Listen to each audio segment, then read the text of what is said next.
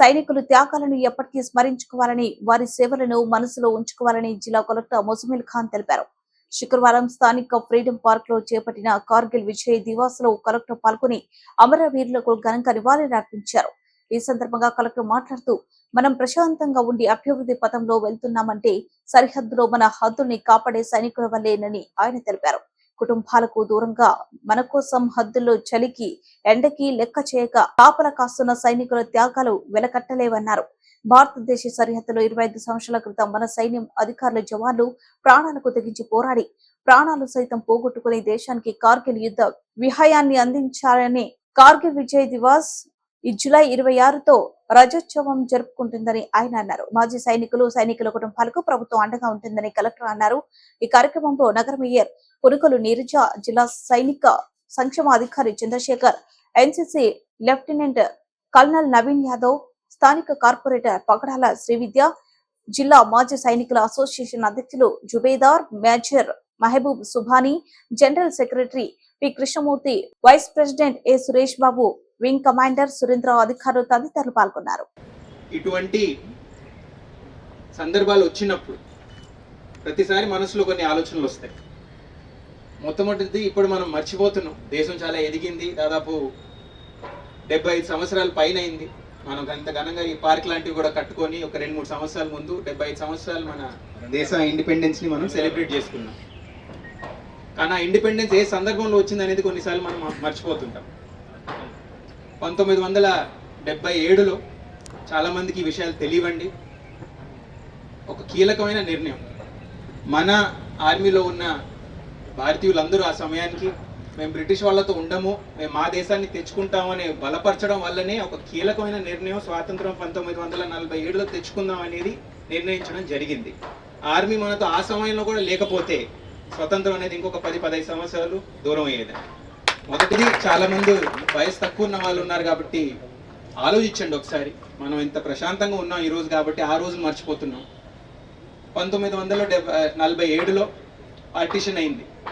చుట్టూరున్న దేశాలన్నీ మన పైన దృష్టి దాకే. ఒక వీక్ కంట్రీ వస్తుంది, ఆ వీక్ కంట్రీతో మనం ఆడుకోవచ్చు అనేది. మన ఆర్మీ ఇంకా పూర్తిగా మనం సృష్టించుకోలే, వెపన్స్ అంతా ఆధునికంగా ఉండలే. ఉన్నది ఒకటే, మన జవాన్. వాళ్ళ క్వాలిటీ అద్భుతంగా ఉండింది, వాళ్ళొక్కరు మనల్ని కాపాడారు. ఆ సమయంలో హద్దులపై నుంచొని ఇది మా హద్దు, ఇది మా దేశం అని చెప్పకపోతే దేశం ఏంటి, స్వాతంత్రం ఏంటి?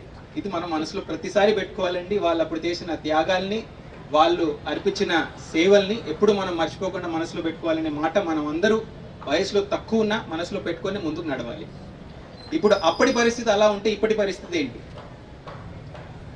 గమనించండి. ఇంత ప్రగతి చెందే దేశంలో ఉన్నాం, అతి ఎక్కువగా ఉన్న జనాభా ఉన్న దేశంలో ఉన్నాం, ఇంత డెవలప్మెంట్ చూస్తున్నాం. కానీ డెవలప్మెంట్ ఎక్కడి నుంచి వస్తుందండి?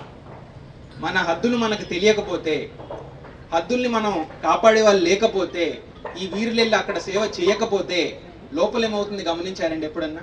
హద్దులుంటేనే లోపల ప్రగతి.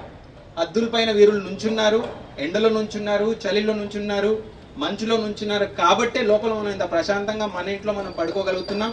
ఇది కూడా మనం దృష్టిలో ప్రతిసారి పెట్టుకోవాలండి. ఇటువంటి సందర్భాలు వచ్చినప్పుడు మనసులో ఇంకా సంకల్పం చేసుకొని గుర్తుపెట్టుకోవాలి, మన కోసం వాళ్ళు అక్కడ ఉన్నారనేది ఎప్పుడు మర్చిపోకూడదండి. ఇప్పుడు ఇదంతా అయిన తర్వాత మనం చేయాల్సింది ఏంటి? మొన్న కూడా ఒక సందర్భంలో మన దేశ ముఖ్యులు ప్రెసిడెంట్ గారు కొన్ని సన్మానాలు చేసినప్పుడు చాలాసార్లు త్యాగాలు చేసిన కుటుంబాలను చూస్తుంటాం. కొన్ని మంది భార్యలు వస్తారు, కొన్ని మంది పిల్లలు వస్తారు. మన రాష్ట్రం నుంచి కూడా 2-3 సంవత్సరాల క్రితం ఒక అమరవీరులైన ఒక లెఫ్టినెంట్ కల్నల్ గారు ఉన్నారు, సంతోష్ గారు ఉన్నారు. చూసినప్పుడు ఒక 2 నిమిషాలు మనసులో పెట్టుకుంటాం, అయ్యో కుటుంబానికి ఇలా అయింది కదా అని. ఏం అవుతుంది ఆ కుటుంబాలకు ఒకసారి ఆలోచించండి. కుటుంబంలో ఉన్న ఒక బ్రెడ్ విన్నర్, ఒక కుటుంబాన్ని చూసుకునే బాధ్యత ఎవరిపైన పెట్టారో వాళ్ళే అంత ధైర్యంగా వాళ్ళ కుటుంబాలను ఇంట్లో పెట్టి హద్దులకి వెళ్ళి పోరాడి మనల్ని కాపాడుతున్నారండి. ఎలా మర్చిపోతాం మనం ఇటువంటి సందర్భాలు? మర్చిపోకూడదు అనేది అందరికీ గమనిస్తున్నాను. వచ్చిన 5-10 నిమిషాలు ఒకటే కాదు, కంటిన్యూస్గా మన మైండ్లో రన్ అవ్వాలండి. మనకి ఇష్యూ ఏమవుతుందంటే, నేను ఇది జిల్లా కలెక్టర్గా చెప్తున్నాను, మేము మీ ముందు